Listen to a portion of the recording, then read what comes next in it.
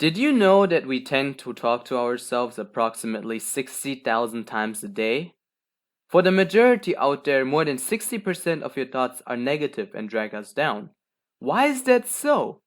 That's because us humans are like animals and are born to survive daily. Nowadays, it's easy to survive every day in many countries. We have food, resources, etc. But our brain is still programmed for survival and not for living life. Therefore, we think negatively upon ourselves most of the time. So with this video, I want you to become aware of these unconscious negative thoughts so you can consciously eliminate them from your mind. Number 1. The all or nothing. Has there ever been a situation where you want to try out something new, like for example cooking?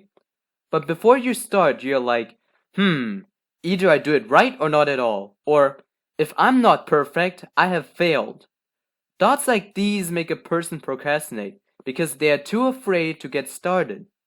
This is also the main reason why I haven't posted a video for so long, so leave a like and subscribe if you want me to post more content like these. It's okay to try and explore new things and make mistakes, because in the end of the day, we are still human.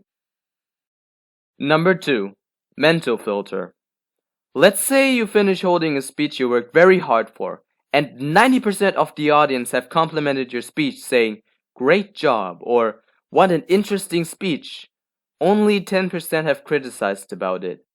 Yet, your focus goes only on the 10% which criticized you saying, "Oh, well, you could have done better," which make you think you didn't do well enough, leading to you no longer wanting to hold speeches in the future. We need to know that no matter how hard you work and how great your speech is, you won't be able to satisfy everyone out there. Number 3. Mind reading. For example, a guy asks a girl out, or vice versa, and says, "Would you like to have lunch? Maybe next Friday?" And the person says, "No." Immediately we start to imagine what other people are thinking, and we make up mind reading thoughts like, "The person is probably not interested in me," or "I should have approached in a different way." However, in reality, he or she just happens to be busy on Friday, so consider asking them out for another day. How about a Saturday? Sure. Be aware that the more you mind read someone, the more mind reading assumptions will be false. Number 4. Emotional reasoning. Have you ever felt worried about something and thought of yourself, "I know this isn't going to work out well," and everything turned out fine? In this case, we tend to take our emotions as being evidence for being the truth. Maybe you walk down a street and think, "I feel anxious. I know something dangerous is going to happen."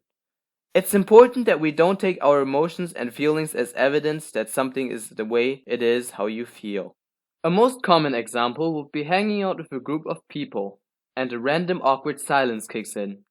Some people feel embarrassed while others don't feel anything at all. Just because you are embarrassed doesn't mean everyone feels the same way, right? Number 5. Labeling. You can probably think of times when you make global statements about other people or yourself. For example, you forgot to bring your pen to class and thought of yourself, "I am such an idiot."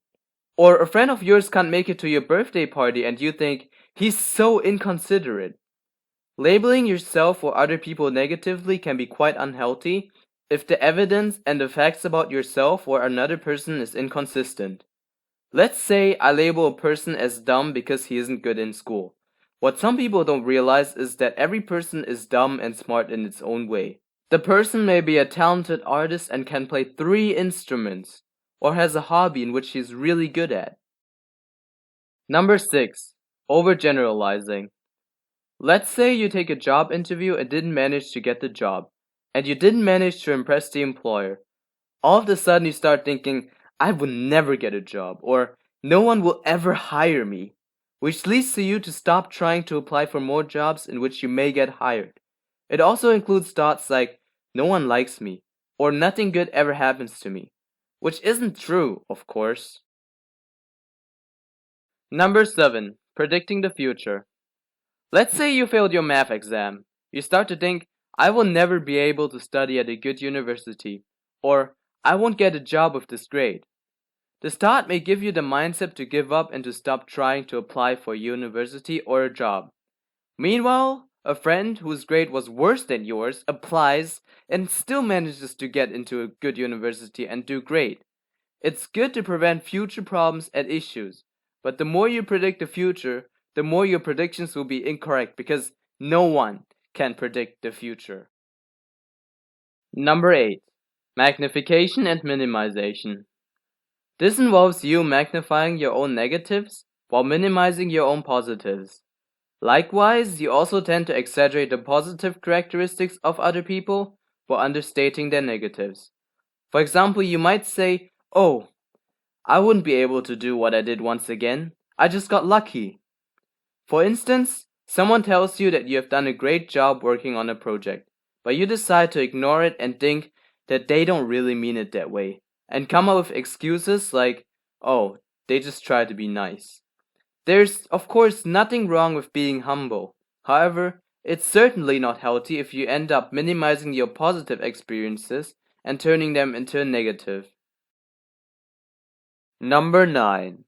Critical words like should and must. Do you tend to say I should, I must, you should, you must?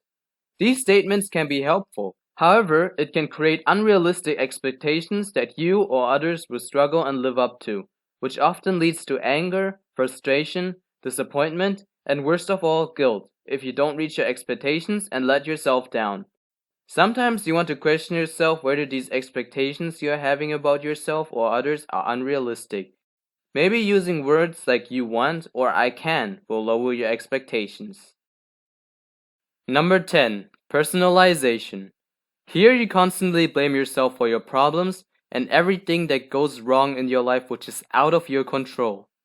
For example, you come back to your house and see your cat injured his foot. Automatically, you blame yourself for leaving the house too soon. Or you invite a friend over to go hiking up a mountain with you. During the hike, they fall and sprain their ankle. You start to blame yourself for inviting them. Of course, it's important to take responsibility to your life choices. However, taking responsibility for every negative thing that is out of your control is a very self-defeating behavior. Those thoughts are unrealistic. Can you relate to some of these thoughts? Usually, those thoughts are unconscious and pop up within milliseconds, which affect your emotions. By becoming aware of them, you will be able to challenge them with true facts and change your emotional state. The skill can be mastered by practicing it daily. If you want me to post more content, you may leave a like and subscribe to my channel. Thanks for watching.